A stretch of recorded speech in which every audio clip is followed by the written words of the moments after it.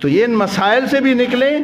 وسائل تو اللہ تعالیٰ کا کرم ہے کہ پاکستان کے پاس وسائل بہت زیادہ ہیں، لیکن ان وسائل کا درست استعمال کیا جائے اور آپس میں اتحاد اور اتفاق کے ساتھ رہا جائے. نہیں آپ ایک ٹاؤن والے ہیں، آپ ایک مسجد کے نمازی، آپس میں اتحاد کے ساتھ رہیں. پھر اسی طرح یہ ٹاؤن کے لوگ اتحاد اور اتفاق کے ساتھ رہیں.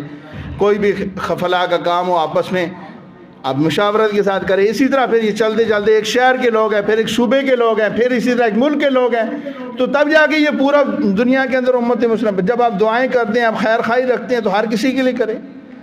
رسول اللہ صلی اللہ علیہ وسلم کی حدیث سیدنا حذیفہ بن یمان رضی اللہ تعالیٰ سے پوچھا گیا، اللہ کے رسول مجھے کو وصیت کر دیجیے. آپ صلی اللہ علیہ وسلم نے فرمایا 3 کام ایسے ہیں کہ مومن آدمی سے تو سوال ہی نہیں پیدا ہوتا کہ مومن آدمی ایسا کام کر لے. 3 کام ایسے ہیں. فرمایا 3 کام کون سے؟ فرمایا پہلا کام یہ ہے کہ وہ مومن آدمی کبھی بھی حکمرانوں کی، اپنے حاکم وقت کی خیر خواہی میں کنجوس نہیں ہوتا.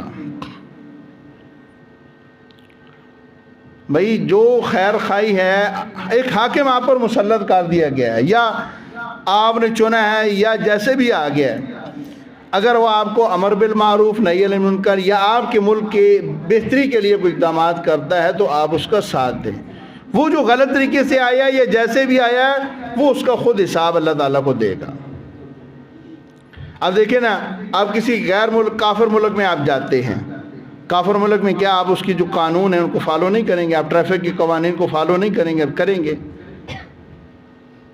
تو رسول اللہ صلی اللہ علیہ وسلم نے فرمایا کہ مومن اس آدمی میں کمی کنجوسی نہیں کرتا. حتیٰ کہ حذیفہ بن یمان رضی اللہ عنہ کہتے ہیں میں نے رسول اللہ صلی اللہ علیہ وسلم سے پوچھا اللہ کے رسول اگر وہ اللہ کی حدود کو توڑے تو کیا میں ان کے خلاف خروج کروں؟ فرمایا خروج نہ کر، لیکن آپ تو علیحدہ رہے، بس سائڈ پہ ہو جا کر اللہ کی حدود کو توڑے سائڈ پہ ہو جاؤ.